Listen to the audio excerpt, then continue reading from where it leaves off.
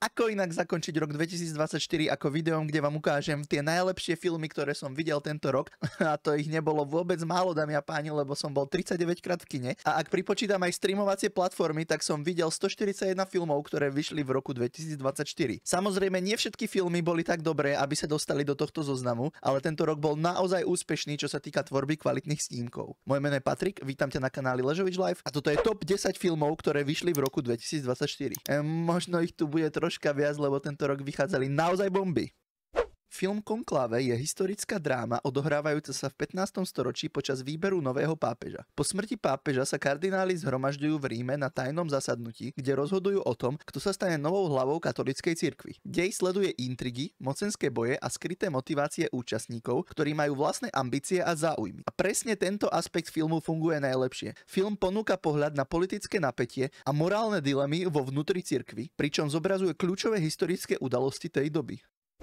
Akčná komédia Bad Boys Ride or Die, ktorá predstavuje štvrté pokračovanie, trúfam si povedať, už legendárnej série Bad Boys. Ústredné duo v podaní Willa Smitha a Marka Lawrensa sa opäť spájajú, aby očistili meno svojho zosnulého kapitána Conrada Howarda, ktorý bol neprávom obvinený.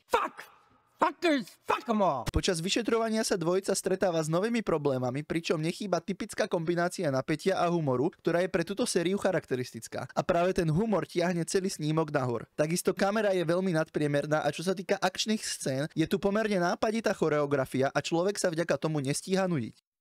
Film Anora je emocionálna dráma od štúdia A24, ktorá sa zameriava na mladú ženu, ktorá pracuje ako, poviem to slušne, sexuálna pracovníčka. 15. Cash up front. Deal. Ktorá sa snaží nájsť svoju identitu a vnútorný pokoj po tragickej udalosti v jej rodine. Príbeh skúma jej cestu za odpustením a zmierením, pričom sa stretáva s tajomstvami z minulosti, ktoré ju donútia prehodnotiť vzťahy s blízkymi. Film veľmi dobre pracuje s postavami a divák sa do nich veľmi rýchlo vžije a záleží mu na tom, čo sa s nimi stane.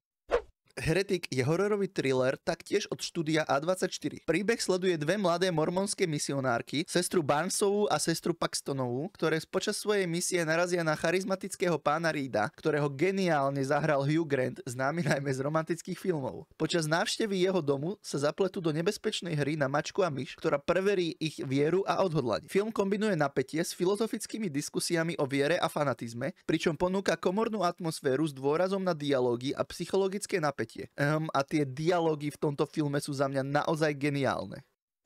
Český film Vlny od režiséra Jiřího Mádla je film, ktorý sa odohráva na pozadí udalostí Pražskej jary a následnej invázie vojsk Varšavskej zmluvy. Dej sa zameriava na zamestnancov Československého rozhlasu v rokoch 67 až 68, najmä na bratov Tomáša a Pavla Havlíkových. Starší z bratov nastupuje do pražskej redakcie rozhlasu, kde sa čoskoro ocitá v nebezpečnom súboji medzi redaktormi a tajnou službou. Film ponúka napínavý pohľad na odhodlanie novinárov prinášať nezávislé správy za každú cenu počas turbulentného obdobia československých dejín. A naozaj dúfam, že tento film sa dostane medzi nominácie na Oscary, lebo už je tomu fakt blízko a prajem mu to. Ak by ste chceli video aj na tie najlepšie seriály, ktoré vznikli v roku 2024, tak určite tu nezabudnite zanechať like a ak tu bude aspoň 50 lajkov, tak spravím aj toto video.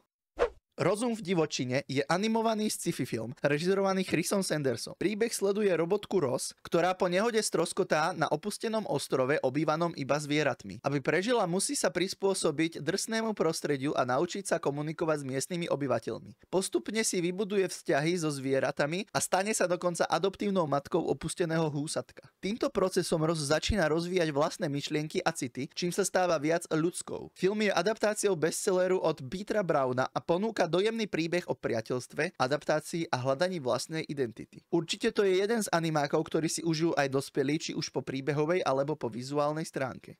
Kráľovstvo planety opíc je pokračovanie trilógie, ktorá sa odohráva niekoľko generácií po vláde Ciezara. V tomto období sú opice dominantným druhom žijúcich v harmónii, zatiaľ čo ľudia sa stiahli na okraj spoločnosti. Keď nový tyranský opičí vodca začína budovať svoju ríšu,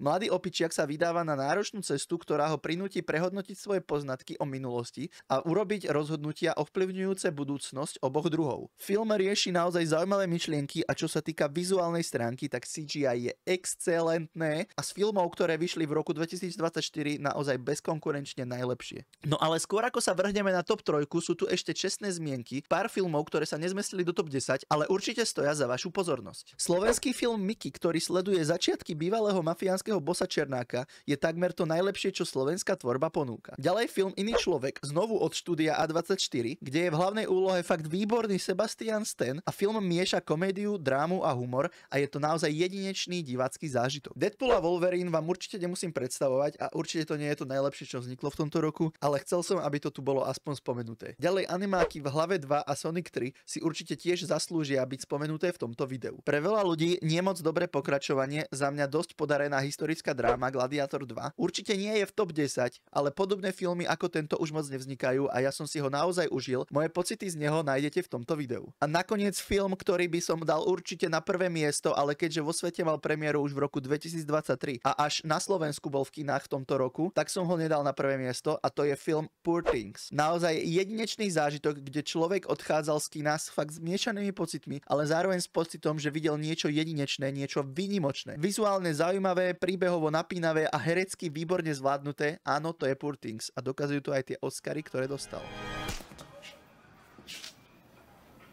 Au.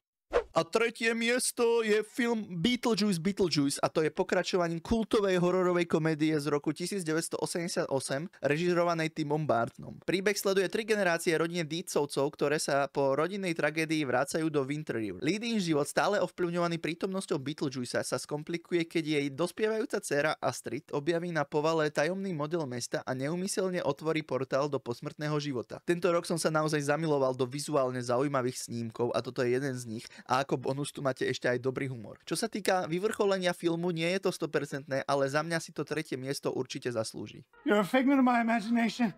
Really? Is this a figment of your imagination?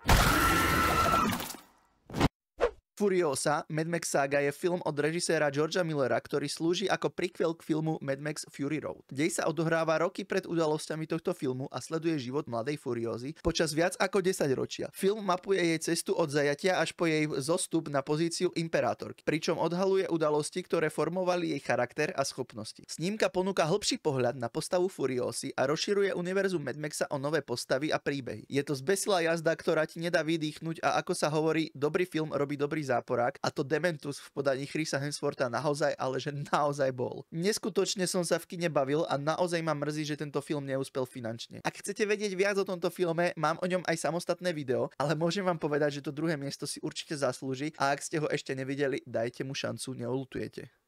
Duna, časť 2, je pokračovaním epickej sci-fi ságy režiséra Denisa Villeneuva. Príbeh nadväzuje na udalosti prvého filmu, kde sa Paul Atreides v podaní Timothého Chalamena spája s Fremenmi, aby pomstil svoju rodinu a získal späť kontrolu nad planetou Arrakis. Paul čelí dileme medzi láskou a osudom celého vesmíru, pričom sa snaží zabrániť hroznej budúcnosti, ktorú dokáže predvídať len on. Film je plný veľkolepých záberov a epických scén s kvalitnou kamerou a CGI. Je to naozaj veľkolepý spektákl, ktorý musí byť jednoznačne na prvom mieste. No čo teda, súhlasíte s mojím výberom top 10 filmov tohto roku? Ak áno, budem rád, ak tu zanecháte like alebo odber, a ak nie, tak mi kľudne napíšte do komentárov, že čo tam chýbalo.